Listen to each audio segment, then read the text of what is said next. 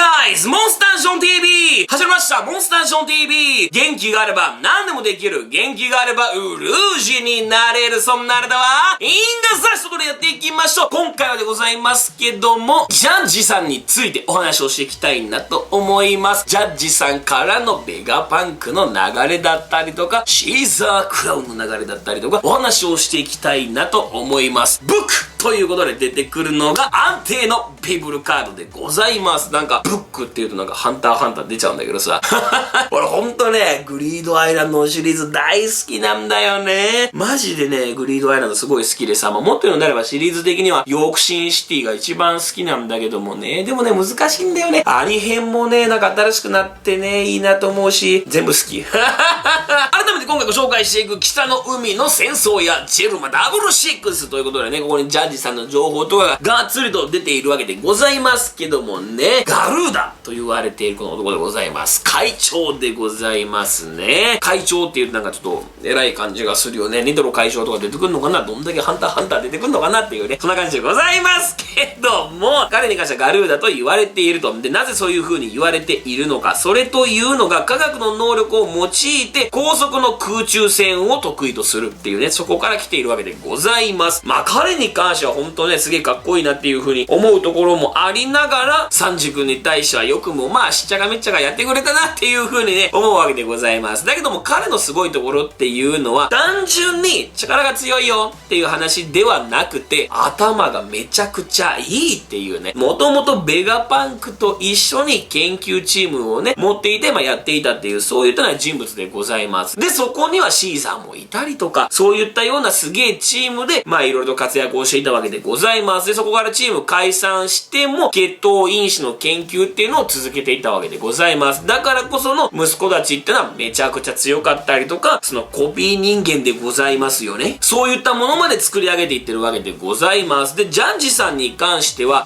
やはりこれ結構重要なキャラであり、力も頭もめちゃくちゃいいっていうところで、それが設定画の時点からも書かれているわけでございますね。当初はカラクリ伯爵っていう風に言われていたわけでございます。サンジェルマンっていうねそんな名前があったわけでございますけども、これ見てみるとなんか今はまだなんだろう、気持ちなんか話聞いてくれるかなみたいなね、そんな感じはなくもないのよ。それこそここに書かれている場面だけど、お前は俺の父親じゃねえっていう風にサンジ君が言っている時に話は聞いているのよね。そういったところがあったりとか、それこそビッグマムの時に関してもビッグマムとのこれからのなんか一緒にやっていく流れを考えた時にちょっと嬉しそうにしてるみたいな、今のキャラでだとそこら辺の性格っていうのはすげえ似てるなと思うんだけども、ただこっちの元々のビジュアルに関してはね、カラクリ伯爵サンジェルマンに関してはなんか人の話は一切聞かなそうなめちゃくちゃ怖い感じで書かれております。まさに彼の力っていうのが前面に出てきたような感じだけども、もう一個のパターンで書かれているのがなんて言うんだろうね、ちょっとなんかクレイジーボーイみたいな感じするんだよね。礼儀正しそうな感じというか、久しぶりじゃないのサンジちゃんっていう風に言っているんだよね。なんかちょっと大丈夫かっていう風に思えるんだけども、ただこういうキャラクターって大体なんかいきなり蹴りぶちかましてくるみたいな、笑顔なんだけどもいきなり表現するみたいな、なんかそういったような感じはするよね。もともとこういったような二面性で書かれていたんだけども、今の最終的なキャラクター像になっていったっていう感じでございます。で言ったみたいにもともとはベガパンクと一緒に研究をしていたわけでございますけども、ベガパンクがやっていた研究とは一体何なのかっていうところではやはりその巨人化の流れだったりとかいろいろとあると思います。そこからのこの血統因子へと繋がってくるわけでございますけども、今後ねまたベガパンクと彼が会っていくのかどうなのかっていう、これ可能性はまだあるのかなっていうふうに思っていて、やはりジェルマーがもう一回出てくるっていう可能性はあるのかなっていうふうに僕は思ってるんですよね。そこで彼らが会ったらなんかちょっとそこら辺の会話どんな感じになるのか楽しみでございますよね。現にシーザーと彼は会っているわけでございますから、そこにベガパンクもってなってくるとだいぶ面白いななんて考えます。そして続いてキングバームでございます。キングバームなんだろうね、ワンピースの中でもなんか結構なね、かわいそうなキャラクターでございましたよね。麦わらの1ミリなんかもういいようにね、使われたような感じでございますけどもね。ほんとね、ヒストリーを見てみると、かわいそうでしかないんですよ。まあ、元はナミさんに捕まってしまったっていうのがね、すべての終わりの始まりという感じでございますけども、ヒストリーを見てみるとすごく面白い。まず、ビッグマムの能力でホーミーズとなるっていう。まあ、ここは普通でございます。で、そこからレディーツリーと交際を始める。まあまあまあいいでしょう。で、そこからよ、ナミの持つビッグマムのビブルカードの力で下僕になんかちょっと崩れ始めるんだよね。で、さらに続いて、クラッカーに頭を切られる。下僕になった瞬間頭切られるっていうもう災難じゃないですか。で、そこからアマンドに両断される。これで終わらないんだよね。で、そこからビッグマムに半身をえぐられるっていう、なんか他のキャラクターとヒストリーが違うんだよ。なんかかわいそうなエピソードみたいな感じで書かれているんだよね。なんならランキング的な感じではね、どんどんやられていることがえぐくなっているからさ、なんか受けた被害ランキングって感じだけど、で、最後、プロメテウスに燃やされるっていう。もうね、かわいそう。本当にもうナミさんと出会ってからがもうしっちゃかめっちゃかだなって感じだけどもね、かわいそうだね。去年とは書かれてないけども、まあホーミーズでございますからね、去年とは書かれないよね。でもまあまあもう完全に終了です。ほんとかわいそうだなと思うばかりでございます。そして続いてはビンスモーク一時ということでね、まあここで彼ら兄弟の髪色についてお話をしたいんですけども、ここでそれが描かれております。血統因子の影響っていうので、髪色が違う理由、なぜみんな髪色が違うのか、それというのが血統因子の影響であるっていうね、血統因子の操作をしていった結果、そういった影響が出たっていう風に書かれております。で、サンジ君のみ父親と同じ金髪であるっていうね、まあサンジ君は失敗作であるからこそ、そういったような血統因子の操作による髪の色の変化っていうのが出なかったっていうね、そういった考えになるわけでございますけども、まあ僕はやはりサンジ君は一番の成功例だっていう風に思っているし、ちょっと外骨格だったりとか、そういったのが出るのが遅いだけで、最終的には全部出ていってめちゃくちゃサンジ君やべえじゃんみたいなね、そんな感じになるのかなっていう風に思うわけでございます。まあすでにね、この兄弟の中でもトップクラスの力を見せているサンジ君でございますから、やはりまあジャッジもね、どっかでそれをもう認めざるを得ないっていうね、そんなような状態になっていくのかなっていう風に思います。そして続いてはビンスモーク2時でございます。2時に関しては常にね、サングラスをしているわけでございますけども、なんでサングラスしているのっていうね。で、子供時代からずっとサングラスをしているんですよ。で、そこに対してコメントで、幼少期よりサングラスを外したことがなく、2時の素顔は未だに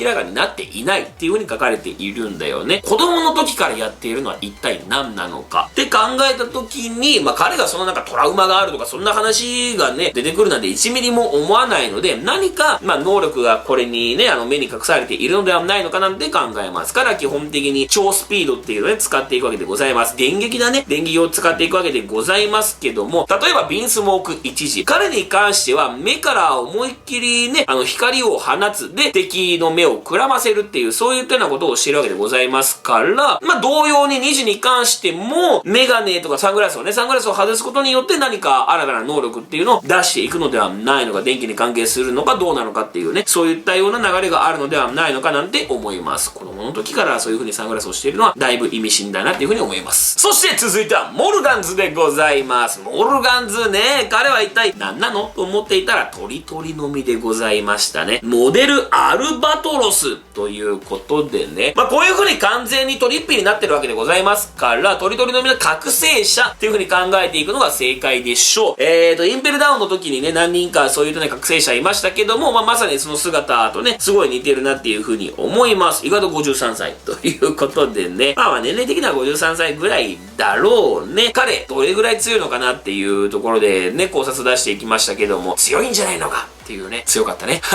めちゃくちゃ強かったねということで、まあまだまだ彼の力ってのはね、全部見れてるわけじゃないんで、ここからどこまで見れるのかっていうのはすごく楽しみなところでございます。ただこのモルガンズの流れで一番すげえなと思ったのがね、アタッちゃんでございますよね。彼がまさかのね、あんな感じでズドンとね、変わっていくっていうのはびっくりしましたよね。アタッちゃん、お前マジかみたいなね、ほんとこれはすごい驚きましたけども、全然大丈夫。モルガンズ強いからね。強いから何が起きても大丈夫という、そんなような結果になっていたわけでございます。で、そこから続いて、巨人族、ゲルズでございますね。強そうな名前でございますけども、女性でございます。ゲルズというめちゃくちゃ可愛いね、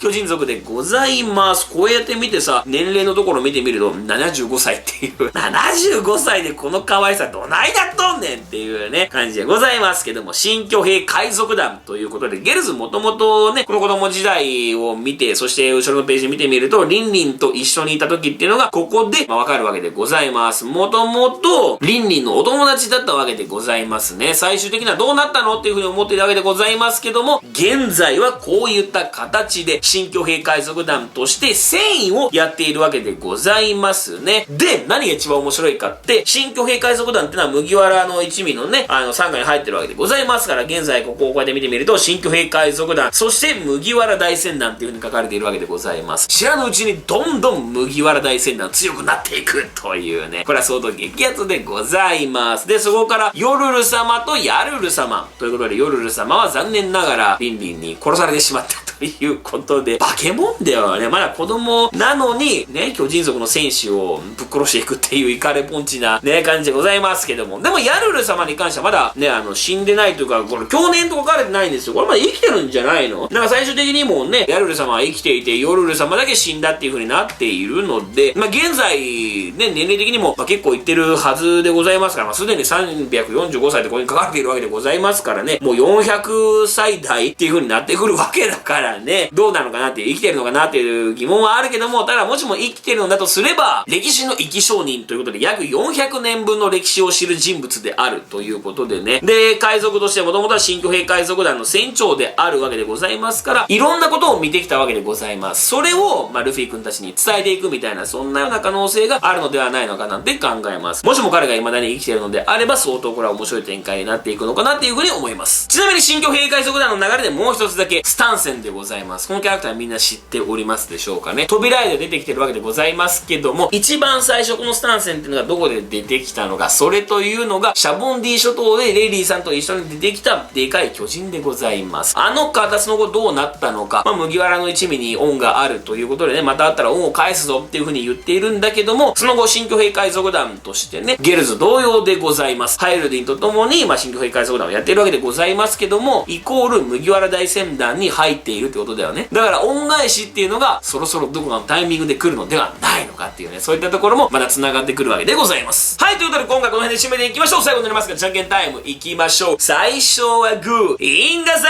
ーラシってことでパーでした。また次回お会いしましょう。See you next time!